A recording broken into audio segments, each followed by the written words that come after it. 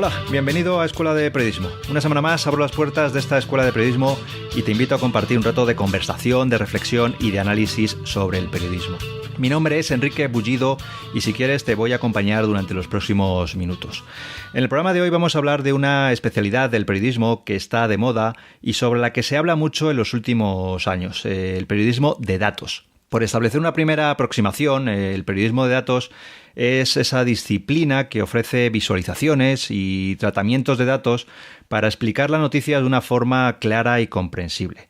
Para ello es necesario que los periodistas aprendamos a manejar bases de datos, a analizarlas y a utilizar diferentes herramientas de visualización para que sea más comprensible la información. Como digo, en los últimos años los medios de comunicación están incorporando cada vez más este periodismo de datos en sus productos informativos y han nacido incluso diferentes medios especializados. También muchos periodistas se han sentido atraídos por el periodismo de datos y se han especializado en esta disciplina.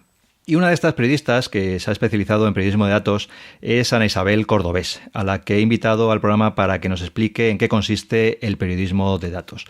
Ana Isabel ha pasado por medios tan importantes como El Confidencial, El Diario.es, el Laboratorio de Innovación del Diario de Navarra, y algunos de sus trabajos han obtenido premios y reconocimientos.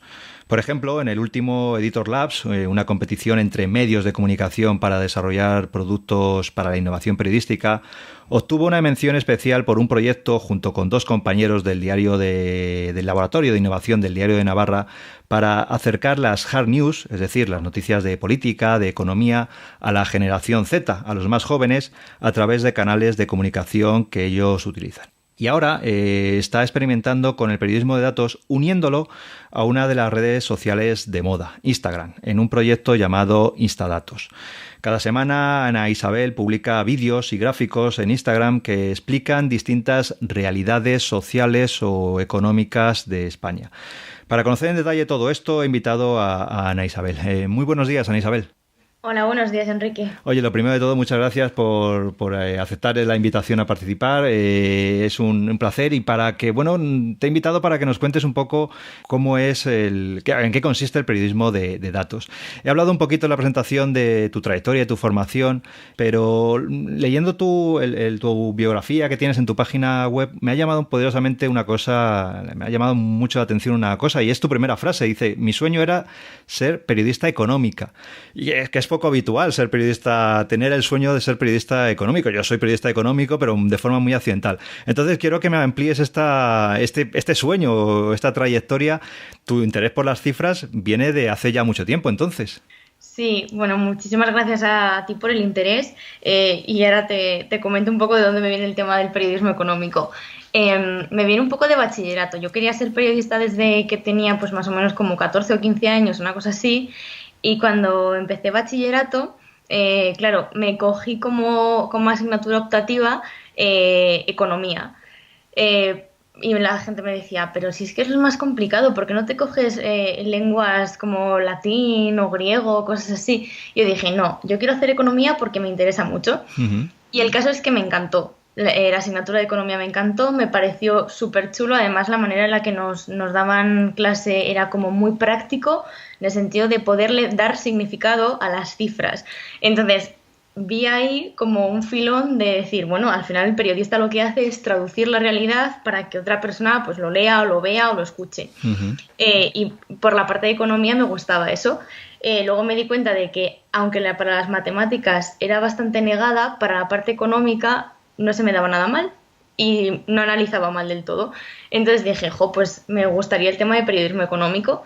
Y a partir de ahí empecé a leer mucho más prensa económica. Era de esas personas raras que se leían las páginas salmón uh-huh. y disfrutaba con ello. Me empezó a gustar mucho y mientras estaba en la carrera yo quería ser periodista económica. ¿Qué pasó? Pues que evidentemente la crisis llegó y el periodismo económico, pues al igual que el resto de periodismos, con todos los apellidos posibles, sufrió bastante. Y me dijeron: oye, y si te gustan tanto las cifras, la estadística, hacer análisis, ¿por qué no pruebas con periodismo de datos? Que mira, ahora está repuntando tal, y probé y hasta hoy. O sea, que uniste las dos cosas, la economía y los datos. No, ninguna de las dos tiene malas salidas, ¿eh? Porque el periodismo económico también tiene, en teoría, bastante buena salida la especialización. Dentro del periodismo económico hay muchas especializaciones. Sí. Con lo cual a ti eras de esas rara avis dentro de los estudiantes de periodismo, de los periodistas, a las que no le da miedo las estadísticas. No, no, no, la verdad es que no. Y además que la primera vez que me enfrenté a un Excel, bueno, sí que es verdad que desde muy pequeñita he sido como bastante friki, Ujú. porque cuando tenía como 8 años, una cosa así, pues la mayoría de mis amigos se apuntaban a diferentes tipos de actividades y yo me apunté a informática, porque me apetecía aprender cómo se utilizaban los ordenadores y cómo hacer cosas con ordenadores.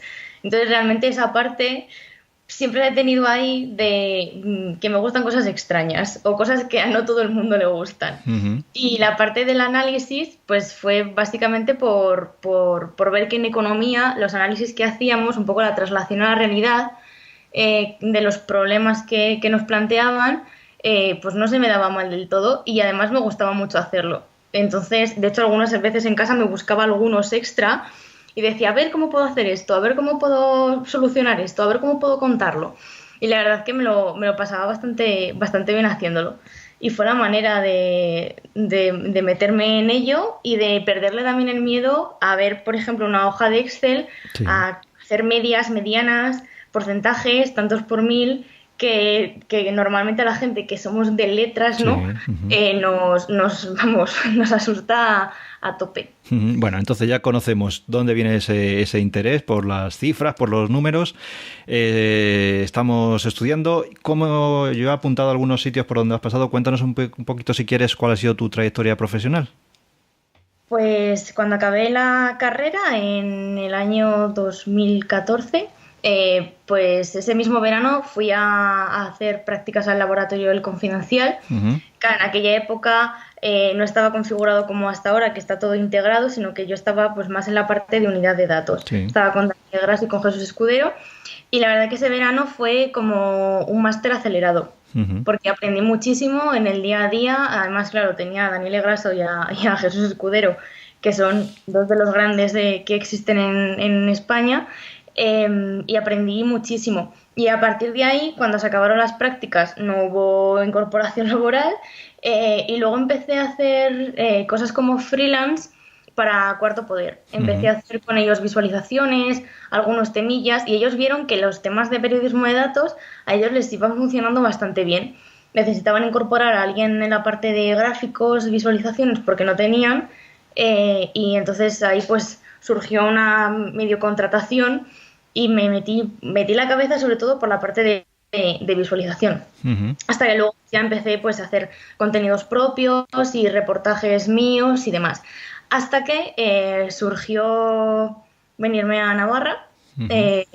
y nada, ofrecieron una plaza para cubrir un puesto de periodista de datos y no me lo pensé, la verdad, lo eché, bueno, la verdad es que lo eché diciendo, voy a probar suerte, a ver qué tal, porque supongo que habrá un montón de gente que quiera entrar y bueno, será complicado y demás. Y nada, a los 2 días me llamaron y me dijeron, bueno, ¿qué te parece dejar todo en Madrid y venirte a Pamplona a vivir? Y yo dije, bueno, pues nada, es el momento, creo que es el momento perfecto para poner la cuenta a cero y empezar a vivir en otro sitio. Y me vine y hasta ahora, bueno, hasta hace 3 mesecillos que el laboratorio pues cerró como tal. Ujú. Ujú. Vale, entonces hemos visto ya la trayectoria. Ahora estás haciendo cosas, como decía al principio, luego hablaremos, de uniendo el periodismo de datos con Instagram en un proyecto que se llama Instadatos. Pero antes, si quieres, por ir paso por paso, no sé, yo antes he definido el periodismo de datos como una disciplina que lo que se trata es de ofrecer las noticias de una forma clara y comprensible, aportando datos o visualizaciones de datos. Más o menos esa sería una definición, o cómo se podría explicar para alguien en qué consiste el periodismo de datos. Pues para mí, por ejemplo, el periodismo de datos es encontrarle sentido, significado a una gran cantidad de información, a una gran cantidad, no, no siempre son datos numéricos, puede ser otro tipo de información. Y es encontrarle sentido. No necesariamente siempre tiene que llevar una visualización al lado, sino puede ser un análisis sin más. Y la verdad, la parte buena de cara al periodismo es que lo que ofrece es algo que ahora mismo en el ejercicio periodístico no se ve mucho, ¿no? Ujú. Que es, por una parte, el tema de la exclusividad de las informaciones, porque realmente, pues, cada tema depende de la lectura que le dé el periodista, depende también de los cruces de datos que realice. En fin, al final es muy complicado que dos periodistas coincidan en hacer la misma lectura sobre una misma tabla, muy complicado. Entonces eso genera pues temas bastante normalmente exclusivos que, claro, dan cierta relevancia al medio de comunicación. Y luego también un aporte de algo que sí que, por lo que más o menos he visto en lectores, sí que reclaman, que es un poco el tema de la transparencia de las fuentes. Estamos muy acostumbrados a decir fulanito dice, fulanito afirma, fulanita contesta, no sé qué, pero realmente no tenemos un apoyo documental de que esa persona ha dicho, ha hecho o demás. Entonces, tener una base de datos que sea pública o que tú mismamente puedas publicar para que las personas comprueben que la veracidad de los datos que tú estás dando y de la veracidad del análisis que tú estás aportando es un ejercicio muy bueno de transparencia para con tus lectores. Que si nosotros estamos reclamando transparencia de instituciones, organizaciones y demás, ¿por qué nosotros no vamos a ser transparentes con nuestro público? Entonces creo que esas dos variables, ¿no? El tema de las exclusivas, ¿no? De poder lograr temas propios y el tema de verte en cierto modo a tus lectores o escuchantes o televidentes, pues es importante. Sí, tiene las dos vertientes, esa de transparencia o de certificar la información o de por lo menos facilitar el acceso, ¿no?, a la gente que quiera decirle, pues la fuente de dónde he sacado esta información es esta base de datos o no sé, ahora luego hablaremos de qué herramientas o qué base de datos se pueden emplear, pero tiene esa parte, como decías, y luego tiene todo lo de la presentación de esos datos, que ahí sí que también, más allá de los conocimientos, también hay que tener una parte muy importante de criterio, porque claro, enfrentarse a un conjunto de datos en bruto, digamos, eso hay que darle una forma con criterio, ¿no? Sí, eso pues hay que empezar a manejar con bastante soltura, no solamente la parte de estadísticas, aprender a hacer una media, un cruce de datos o alguna medida de estadística de ese tipo, sino también aprender a leer los datos que te están pasando. Eso realmente se va aprendiendo conforme se van haciendo temas. Yo la primera vez que me enfrenté a un Excel no sabía ni por dónde empezar, no sabía ni por dónde cogerlo. Y luego, una vez vas cogiendo más práctica, también te vas lanzando, ¿no?, a Excel un poco más complicados, a tablas de información que sean más complejas o con más variables o con evoluciones, que es un poco más complicado. Y también luego hay herramientas de visualización. Yo, por ejemplo, suelo utilizar bastante Tableau, Infogram y Quadriogram. Son como las tres que más utilizo. También cada una de ellas te exige una estructura de los datos diferente. Entonces los vas adaptando un poco. Pero bueno, eso al final es práctica, práctica y práctica, porque realmente no hay ningún sitio donde tú vayas y te enseñen y te digan tienes que hacerlo así, así, asado. Al final es un poco ponerlo en práctica tú mismo, ver a base de prueba-error donde tienes que meter más esfuerzo y ya está. Sí, práctica y también experiencia, ¿no?, para ese criterio periodístico, porque, por ejemplo, hay muchas veces que yo leo alguna noticia de, no sé, un ejemplo así improvisado, ¿no? Yo qué sé, La Rioja o los riojanos, los que menos hamburguesas consumen de toda España. Sí, hombre, es normal, es la comunidad más pequeñita o no, claro. no tiene, eso no es noticia, no tiene relevancia porque es un dato que es lógico. Tiene que tener criterio un periodista de datos para saber lo que realmente es noticia, ¿no? Claro, por supuesto. O sea, los criterios poblacionales, las variables poblacionales son súper importantes. O sea, en casi todos los análisis que se hacen, donde no se da como una tasa, sino que lo que se dan son números absolutos, lo primero que hay que tener en cuenta son los números. Una de las noticias, ahora que cuentas lo de La Rioja, una de las noticias que se publicó hace no mucho, quizá hace un par de meses o 3, fue el balance de criminalidad que hay que publica todos los años el Ministerio del Interior. Sí. Y claro, evidentemente las zonas con mayor criminalidad suelen ser zonas más pobladas, pero en cuanto metes una variable poblacional te das cuenta de que el mayor índice de criminalidad está en las Islas Baleares. Claro. que claro, te llama muchísimo la atención porque dices, pero bueno, ¿qué está pasando aquí? Pero realmente lo que se cuenta es que es en ciudades grandes. Con el tema de la lotería pasa exactamente igual. Cuando se Ujú. aproxima diciembre estoy siempre atenta, mirando y diciendo, a ver cuánta gente publica que Madrid y Barcelona son los sitios donde más lotería se vende. Es que es de perogrullo, o sea, es Claro.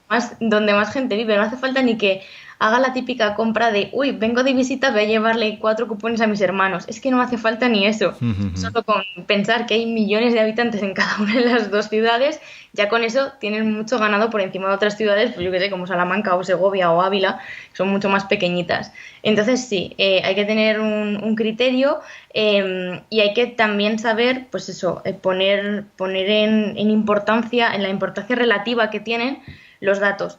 Pero eso al final, eso tiene una parte teórica y tiene una parte también pues de consumir información que está basada en análisis estadísticos, en analítica, porque así es cuando te das cuenta y dices, jo, pues parece lógico, ¿no? Que esto de verdad, o sea, que lo compares, ¿no? Con factores poblacionales para ver realmente cuántos delincuentes hay por cada 10.000 habitantes o por cada 1.000 habitantes, porque si no, no tiene ningún sentido. Sí, claro, tienes que ponerlo en contexto y relacionarlo no solamente una variable, sino relacionarlo con varias variables para que realmente esos datos, esas conclusiones que llegas con los datos te den una visión acertada de lo que está ocurriendo, de lo que quieres transmitir, porque los datos, otra cosa, ¿no? Las estadísticas, pero son muy manipulables, ¿no? Por decirlo así.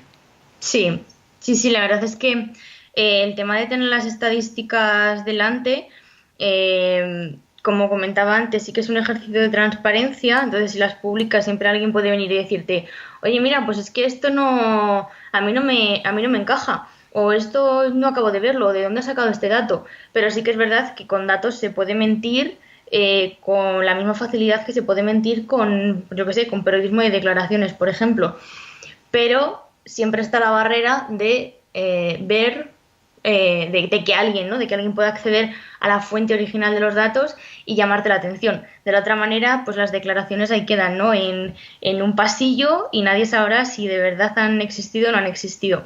Entonces, sí, hay un ejercicio, también, yo creo que hasta cierto punto de como de creencia ciega en los datos, y hay Ujú. mucha gente que miente con los datos o que da una lectura muy sesgada de los datos. Sin ir más lejos, las notas de prensa que se mandan mensualmente del Ministerio de Empleo, no es que mientan, pero es que muestran una cara de la realidad. Sí, dan la versión que ellos quieren transmitir. Claro, efectivamente. Cuando te pones a rascar dices, jo, pues realmente lo que tú me estás contando que no tiene prácticamente nada que ver con lo que hay en el fondo del asunto. No es mentir, es maquillar, pero bueno, al final, bueno, cada uno lo lleva un poco, cada uno barre para su casa, ¿no? Como se dice. Sí, sí, y además, pues eso, por ejemplo, también se me ocurre que no es dar datos por dar datos, porque ahora, por ejemplo, también se han puesto muy de moda los datos estadísticos en los deportes, en el fútbol, ¿no? Sobre todo. Y bueno, te abruman a datos, pero dices, realmente, ¿qué aporta un dato de no sé cuántos saques de esquina? Pues no sé, realmente no aporta nada. Por eso te quería plantear otra pregunta. Y es, yo soy un poquito escéptico con este tema del periodismo de datos. Creo que en esa doble vertiente que tú comentabas antes, o que estamos comentando, de transparencia, de aportar transparencia o de certificar o de mostrar al lector, al oyente, al telespectador de dónde he sacado los datos, yo creo que es clara, ¿no? Que hay que desarrollar esas fuentes. Pero la parte en la que soy un poco más escéptico es si la gente realmente consume este tipo de trabajos periodísticos, estas visualizaciones, no sé, de mapas o de tablas estadísticas, si eso es consumido por la gente. Me gustaría conocer tu opinión. Pues como en casi todo, por mi experiencia, como en casi todo depende un poco del tema que estés abordando. Ujú. Pero sí que es verdad que, claro, la mayoría de los lectores están acostumbrados a que cada vez las noticias son mucho más sencillas, mucho más visuales, menos texto, más fotos, más vídeos. Entonces, es muy complicado, para mí, por ejemplo, es muy complicado trasladar un análisis sesudo, ¿no? De un análisis de una tabla, a lo mejor que tenga 8 millones de registros, poder condensarla en 35 segundos de vídeo. Ujú. Para mí es muy complicado. creo que en ese punto pues hay que buscar como el punto de encuentro entre vamos a hacer un vídeo de 35 segundos que condense lo más importante y luego para el que quiera más, Sí. aquí tiene todo el análisis de, no sé, 14 párrafos donde le contamos hasta la metodología del análisis. Yo creo que ese tendrá que ser el punto medio, porque evidentemente no podemos dejar a un lado la parte crítica, analítica, profesional que tiene el periodismo de datos por contentar a nuestros públicos, pero tampoco, o sea, tampoco podemos dar análisis de datos que sean casi más propios, yo que sé, pues de politología o de demografía que puedan encontrar, ¿no? Pues en un texto científico. Hay que buscar como el punto medio. También es verdad que los datos aportan muchas veces contexto, un poco de explicación. Un tema que se me ocurre fue que hace pues como un año o así, recuerdo que hubo en un par de semanas varias muertes de personas ancianas que vivían solas en sus hogares. Uh-huh. Y que nadie se había dado cuenta hasta pues pasadas 3-4 semanas que algún vecino les había echado de menos. Bueno, pues en eso había pasado una pasó en Navarra y otra creo que pasó en Madrid.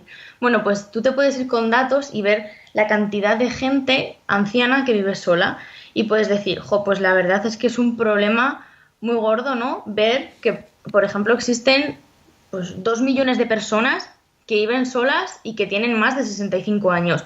¿Cómo se ataja este problema? Y a partir de una noticia que es un breaking news, ¿no? Sí. Lo que te haces es un análisis y detectas un problema y ahí te puedes hacer un reportaje posterior. Para eso el periodismo de datos está muy bien. También sí. Para descubrir realidades nuevas. Pero sí que es verdad que con cierto escepticismo, yo entiendo que la gente lo vea con cierto escepticismo porque sí que es complicado, pues eso, ver análisis. Yo de hecho muchas veces cuando escribo para cosas de Instadatos a veces digo, madre mía, vaya parrafada que me acabo de montar aquí con porcentajes tantos por miles, análisis de no sé qué, porque es complicado. Pero también es verdad que el público al que me dirijo es muy reducido, es gente que se dedica al análisis de datos y tampoco pretendo que esto sea divulgación por divulgar. No, pero es muy interesante, es muy interesante lo que estás comentando de lo que los datos te permiten, o analizar los datos, es dar visibilidad quizás a realidades sociales que hasta entonces están un poco ocultas, o por lo menos reforzar esa realidad social con cifras, ¿no? Y darle peso y credibilidad a esa situación que está ocurriendo. Claro, sí, o sea, te permite ver realmente incluso la importancia de un hecho. Porque, bueno, pues para que cosas que son, anecdóticas no se tomen como algo realmente grande o grave y para que cosas que son realmente importantes, que son cosas que están pasando día a día, no caigan, ¿no? En una anestesia generalizada, ¿no? De, es que esto como pasa todos los días, pues ya está. No sé, como puede ocurrir, por ejemplo, con los asesinatos por violencia machista, uh-huh. Que tenemos, pues en un fin de semana, 3 o 4 casos y ya caen prácticamente pues en saco roto porque estamos acostumbrados a que cada fin de semana, como que dentro de la normalidad, haya 3 o 4 mujeres asesinadas por sus parejas o sus exparejas. Pues no, hay que ponerle nombre, hay que ponerle contexto y hay que ver que realmente es una realidad pues que latente y que necesita una serie de reformas. Eso, por ejemplo, se ha hecho hace muy poquito por El Mundo y El Confidencial hicieron una especial cogiendo todos los datos de todos los asesinatos por violencia machista que había habido y la verdad es que impresionaba mucho ver la cantidad de asesinatos que había a lo largo de un año. A veces tenemos que jugar también con la parte visual, con la parte más artística. Más artística, sí, o más impresionante, ¿no? De los datos para que una imagen sea impactante y se quede fijada en la retina del lector y de ahí no se vaya. Sí, porque esto es lo que apuntabas antes, es decir, es un arte, si me permites, hacer un gráfico o una tabla que de un vistazo te exprese bien la idea que quieres transmitir, ¿no? Así es. ¿Y eso con qué es difícil hacer eso? O sea, yo lo que quiero transmitir es cuando el periodista quiere transmitir una idea, lo que me estás contando es que hay mucho trabajo detrás de análisis de bases de datos, ver cuál es el enfoque correcto para llegar a esa gráfica final o a esa tabla final. Todo ese proceso es muy laborioso, ¿no? Es bastante laborioso, de hecho por eso es bastante complicado ser periodista de datos y ser freelance al mismo tiempo, porque normalmente pues un tema, vamos a decir, de dificultad media, pues sí que te puede llevar en torno a un par de días dedicándole cada día igual 5 o 6 horas. Uh-huh. Entonces sí que es complicado por la parte de que, claro, hay que buscar esos datos, hay que comprobar que esos datos están bien, que la metodología es correcta, bueno, que no, que el margen de error no es muy grande como para poder tomarlos como una referencia fiable. Y además de todo eso, pues hay que hacer la parte del análisis de la que hemos estado hablando antes. Ver si hay factores poblacionales que influyen en eso. Ver si hay factores temporales que influyen en eso, porque puede ser que por algo que haya pasado en algún momento, Uh-huh. pues existan picos o caídas muy bruscas, y eso también es necesario analizarlo. Entonces sí que lleva bastante tiempo hacerlo. Por eso es una de las especialidades de lo que se denomina periodismo reposado, Sí. porque sí que necesita la parte de buscar información, la parte de analizarla, que es muy importante analizarla y analizarla bien, porque en cuanto te despistas un momento, el análisis puede cambiar, vamos, pero totalmente. Bueno, entonces, con todo esto en la cabeza, con tu interés por los números, las cifras, con tu interés también por las herramientas, por experimentar, hace unas semanas, unos meses, has puesto en marcha una nueva iniciativa que se llama Instadatos. Y además es una iniciativa que intenta combinar el periodismo de datos y en una plataforma como Instagram. ¿En qué consiste? Cuéntanos. Bueno, pues Instadatos nació a finales del Festival Internacional de Periodismo de Perugia, Uh-huh. porque me di cuenta de que los datos interesaban mucho, había muchísimas mesas de debate en torno al periodismo de datos, o sea, cómo los datos pueden mejorar el ejercicio del periodismo. Yo pensaba que como el poner ahí en entredicho el ejercicio del periodismo era algo que ocurría sobre todo en España, Italia y poco más, pero me di cuenta de que ocurre en toda Europa y prácticamente todo el mundo. Entonces, los datos eran como una manera fiable, contrastable de contar la información y además hacer información propia, exclusiva y no tirar tanto de notas de prensa o de periodismo declarativo. Y nada, pues allí me puse a mirar y a ver cómo podía aunar el periodismo con otra de las cosas que dijeron que a nivel comunicativo tenían muchísimo interés, que eran las narrativas visuales. Uh-huh.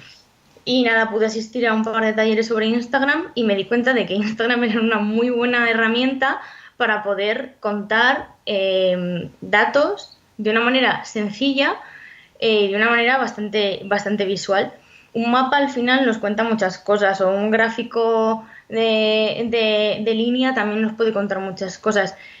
Pero luego, claro, yo no, como te he comentado antes, no creo que hay que dejar solo en ese punto el análisis. O sea, son análisis que llevan pues bastantes horas poder hacerlos, sí, y reducir todo ese análisis o todas las conclusiones a una publicación de 5 fotos o de 5 stories y a 4 líneas de texto me parecía como demasiado pobre. Por eso abrí Medium, una cuenta de Medium para Instadatos, donde ahí pues meto más gráficos, incluyo gráficos interactivos que en otras, evidentemente en la plataforma de Instagram no puedo hacer.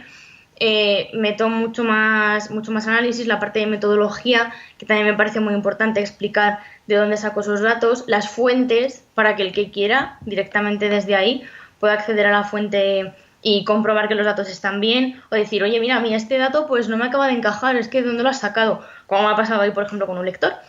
Y la verdad es que uniendo todo eso, está quedando una cosa que a mí me está sirviendo mucho para no desvincularme del periodismo, también para hacer un poco de experimentación y ver si las narrativas visuales para el periodismo de datos tienen o no tienen cabida. Y de momento está yendo bastante bien la cosa. Pero evidentemente, claro, estoy ahora mismo en una etapa, en una fase muy, muy, muy inicial. Llevo nada, 1 mes y medio, casi 2 meses con ello. Pero bueno. Pero se trata de experimentar, ¿no? Sí, sí. Porque además aquí, como en el periodismo, es que todo cambia tan rápido que, bueno, pues... Sí. Sí, sí, nada, poco a poco iré viendo pues eso, qué se reclama, qué es lo que más se consume, si por ejemplo vídeo se reclama mucho más, si se reclaman más gráficos estáticos, en fin, ese tipo de cosas que luego servirán pues de cara a un futuro pues para ponerlas en práctica a nivel pues un medio de comunicación o lo que sea, o seguir con ello y seguir experimentando a mi aire, ¿no? En Instagram. Y aquí en Instagram, en esta plataforma, aunque tratas pues, temas económicos, sociales, temas serios, digamos, pero utilizas también, te adaptas al lenguaje propio de la red social, ¿no? Con emoticonos y utilizas, te adaptas a ese lenguaje y a esa singularidad de la propia plataforma. Sí, sí, sí. Sí que intentan meter emoticonos, que hay algunos temas donde no hay cabida porque pues son temas o demasiado serios Sí, o temas que en el que metes un emoticono puede ser malinterpretado o sí. cosas así.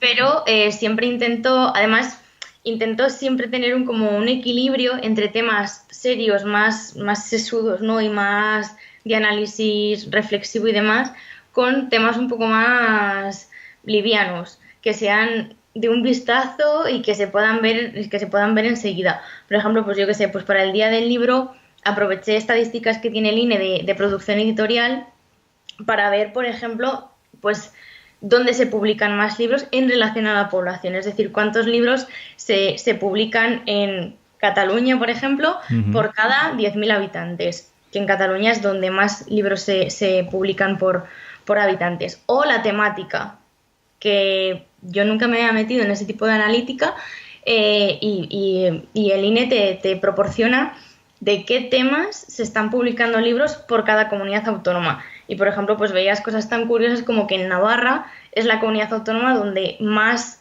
libros católicos se publican sobre temática católica, bien sean pues libros de teología o de otro tipo. Entonces, son como datos curiosillos que vas sacando y esos van enganchando. No, Pero luego y lo que decías, perdona que te corte, pero lo que decías hace un ratito, que esos datos que estás sacando, lo que te da pie es a investigar y a hacer un reportaje, una historia a raíz de ese dato que has localizado, ¿no? Claro, efectivamente. Por ejemplo, si se puede hacer incluso una evolución sobre otro de los datos que da el INE, que por ejemplo para esa publicación no lo utilicé porque ya era como demasiado meterme en el tema.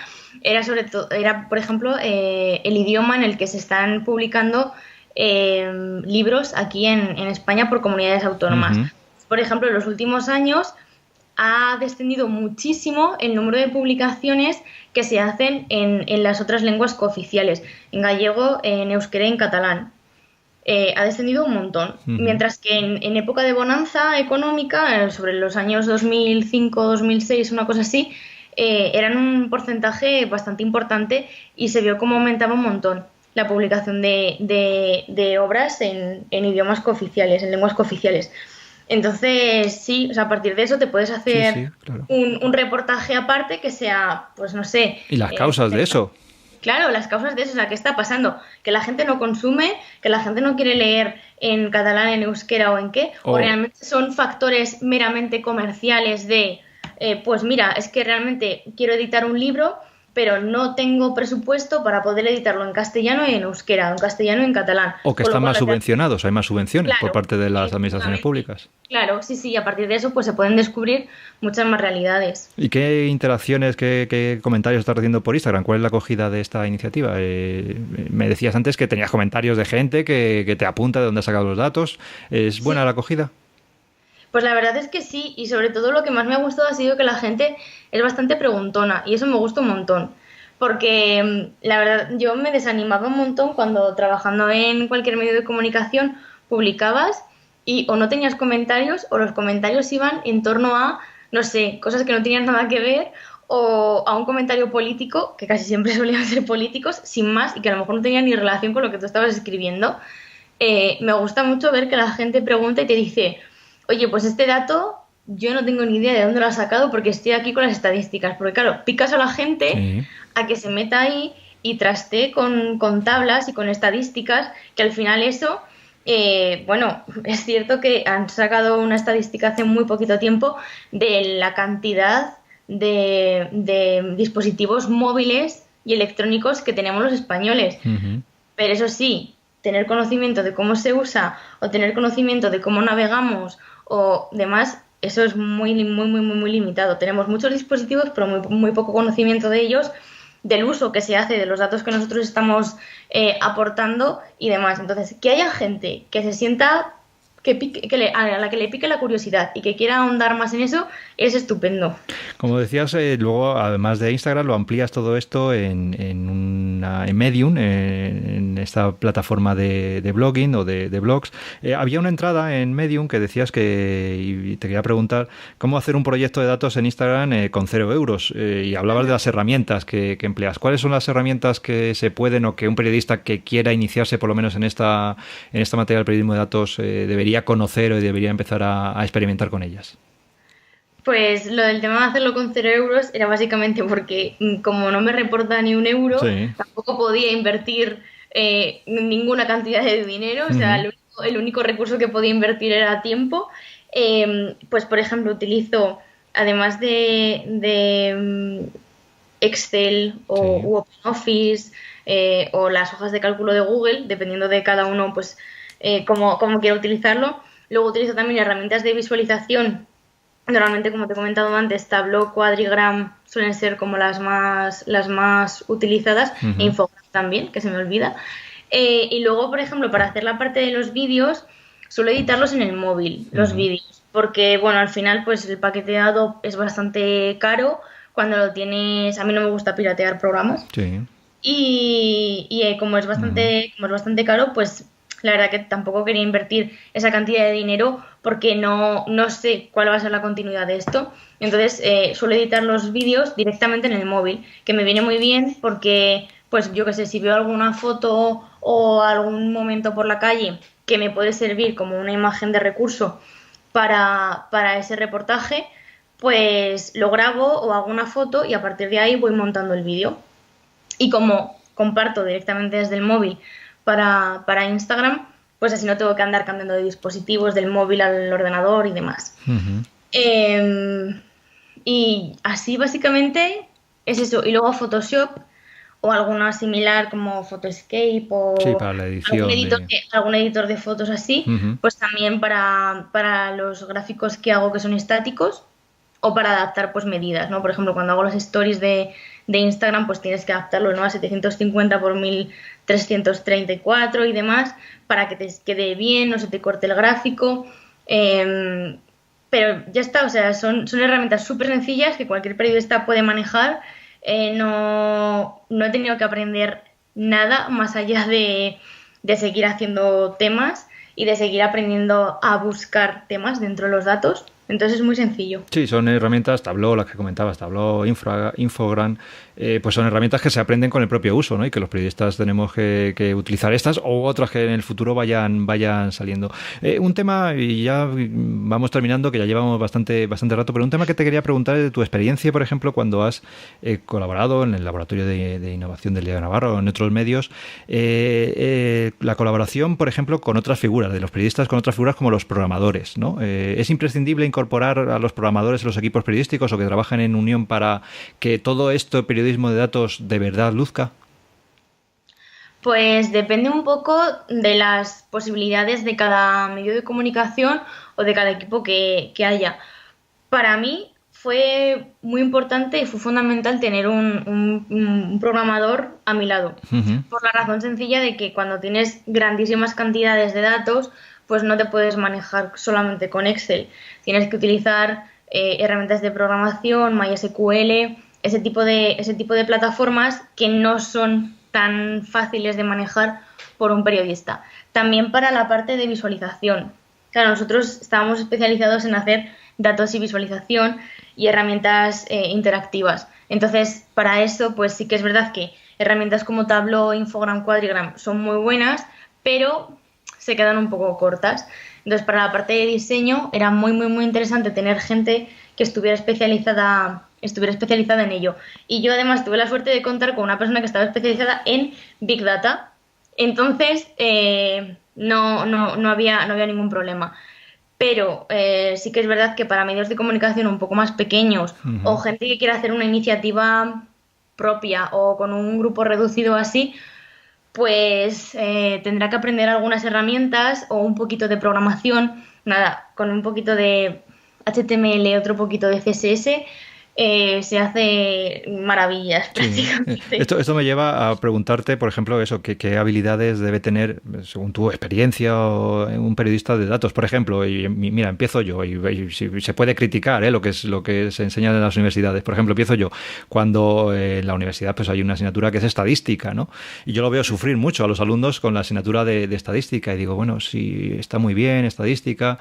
Digo, pero, por ejemplo, para un periodista, yo lo que quiero es que un alumno, y sobre todo cuando lo dan en primero o en segundo, sepa diferenciar una media de una mediana, sepa cuál es el margen de error o qué margen de error es tolerable en una encuesta, sepa interpretar una ficha técnica de una encuesta, cosas muy básicas por ejemplo, de estadística, ¿no? Que los periodistas que hacemos periodismo económico, pues más o menos manejamos. ¿Qué habilidades o qué conocimientos, lo estabas apuntando, por ejemplo, de informática debe conocer un periodista para empezar en esto, de estadística, de programación? ¿Cuáles son, en tu opinión, o qué actitud debe tener? Pues lo fundamental de todo es que tenga capacidad de trabajar por sí mismo. Como hemos comentado antes, se va aprendiendo mucho sobre la marcha, sobre la prueba-error. Entonces, también es una especialidad que va cambiando tanto cada tan poquito tiempo, que hay muchas cosas que van saliendo nuevas o análisis nuevos que van surgiendo, que al final o te adaptas o te come la ola. Entonces, hay que ser bastante proactivo en aprender, en querer aprender y en buscar pues nuevas herramientas, nuevos temas, mirar más allá, ese tipo de cosas. Eso como actitud.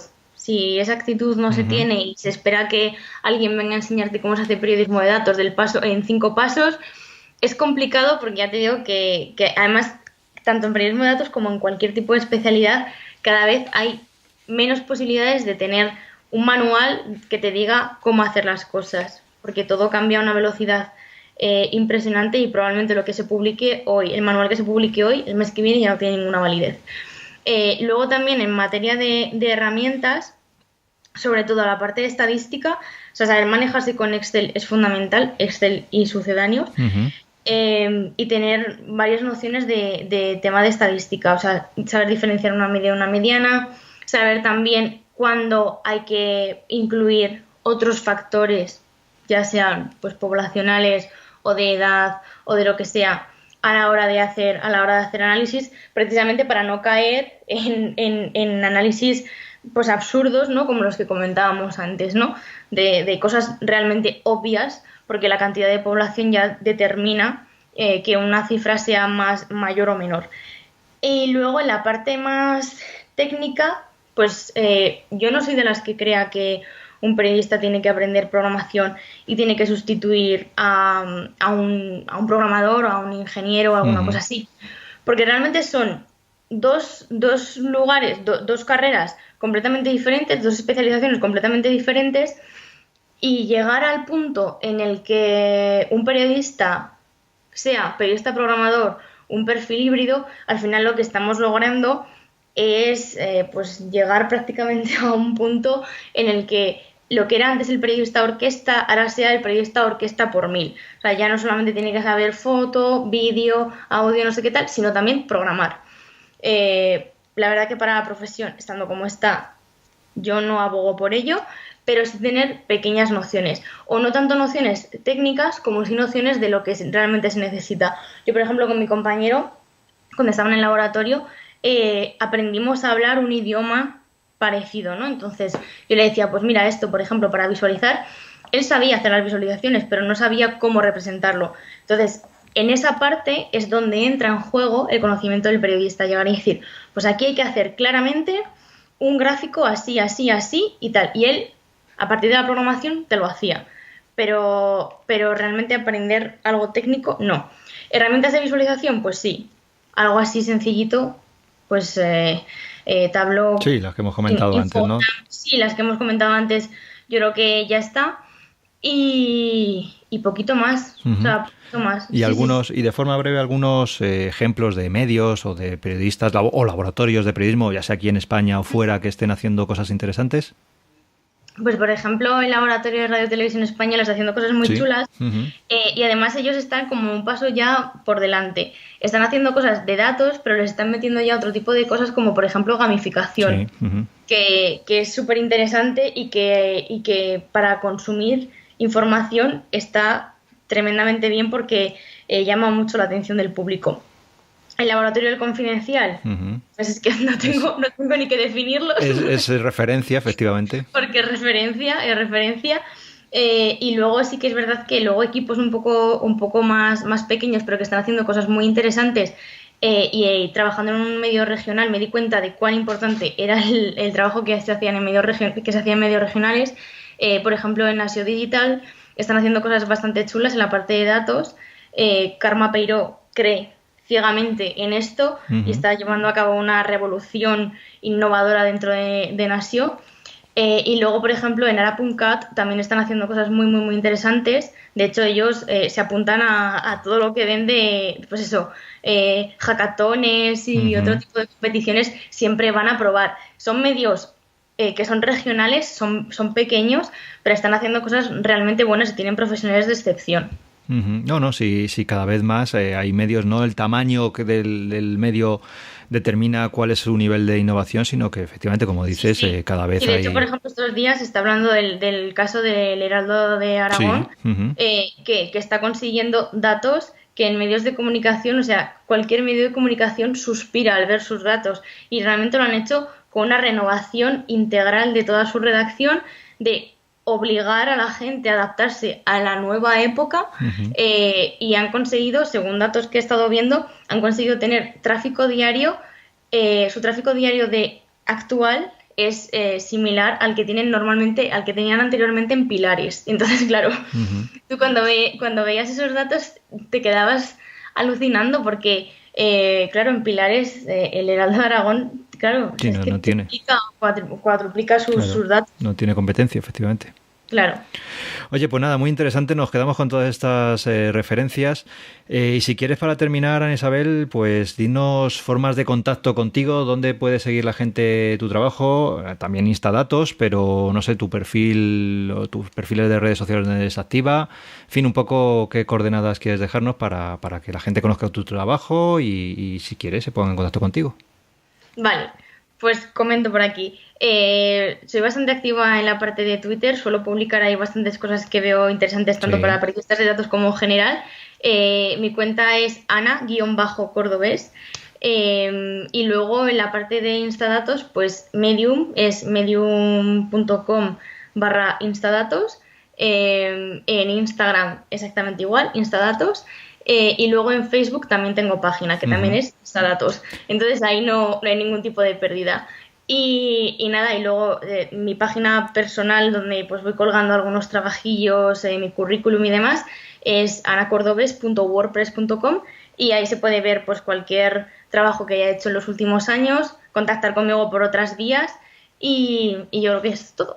Bueno, pues nada, dejaré todos estos enlaces a todas estas redes sociales y a tu página web en el artículo y en las notas del programa, del podcast. Y nada más, pues ha sido un placer hablar contigo. Yo creo que hemos aprendido muchísimo de herramientas, de cómo es la visión realmente. Me has convencido un poquito más, que soy un poquito menos escéptico sobre el periodismo de datos, en esa doble vertiente. Sí, en esa doble vertiente de no solamente la visualización de esos datos, sino también la transparencia, la aportación de certificación de información. O sea que soy un poquito menos escéptico en cuál es el futuro del periodismo de datos. Nada más, un placer, Ana Isabel, y muchas gracias. Muchísimas gracias a ti, un saludo. Hasta luego. Hasta luego.